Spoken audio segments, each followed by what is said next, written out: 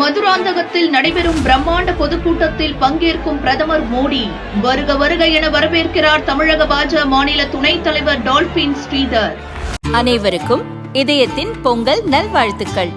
பொங்கலோ பொங்கல்.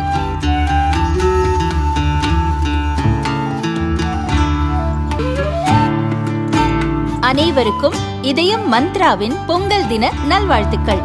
பொங்கலோ பொங்கல்.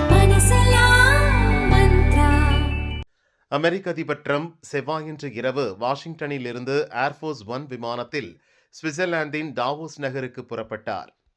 விமானம் புறப்பட்டு சுமார் 1 மணி நேரம் கடந்த நிலையில் அட்லாண்டிக் பெருங்கடலுக்கு மேலே பறந்து கொண்டிருந்த போது திடீரென யூட்டன் எடுத்து மீண்டும் வாஷிங்டன் நோக்கி திரும்பியது. விமானத்தில் சிறிய அளவிலான மின்சார கோளாறு ஏற்பட்டதே இதற்கு காரணம் என்று தெரிவிக்கப்பட்டுள்ளது.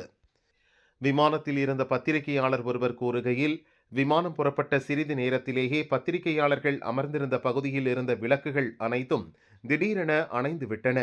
அப்போது உடனடியாக எந்த விளக்கமும் அளிக்கப்படவில்லை.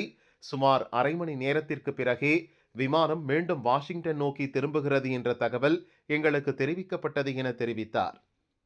விமானம் தரையிறங்கிய பிறகு அதிபர் ட்ரம்ப் மற்றும் அவருடன் சென்ற குழுவினர் உடனடியாக ஏர்ஃபோர்ஸ் C-32 என்ற மாற்று விமானம் மூலம் சுவிட்சர்லாந்துக்கு புறப்பட்டு சென்றனர்.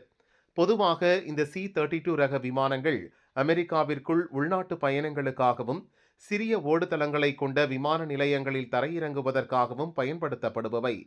ஏற்கனவே ட்ரம்ப் பயன்படுத்தி வரும் ஏர்ஃபோர்ஸ் ஒன் விமானம் சுமார் 30 முதல் 40 ஆண்டுகளாக பயன்பாட்டில் உள்ளன. பழைய விமானங்களுக்கு பதிலாக புதிய விமானங்களை உருவாக்கும் பணியில் போயிங் நிறுவனம் ஈடுபட்டுள்ளது. ஆனால் அந்த திட்டம் தொடர்ந்து தாமதமாகி வருகிறது. சமீபத்தில் கத்தார் நாட்டின் அரசு குடும்பத்தினர் ட்ரம்பிற்கு போயிங் 747-8 என்ற சொகுசு விமானத்தை பரிசாக வழங்கியிருந்தனர். தற்போது ஏர்ஃபோர்ஸ் ஒன்னில் கோளாறு ஏற்பட்டது குறித்து கேட்டபோது வெள்ளை மாளிகை செய்தி தொடர்பாளர் கரோலின் லீவிட் கிண்டலாக பேசினார்.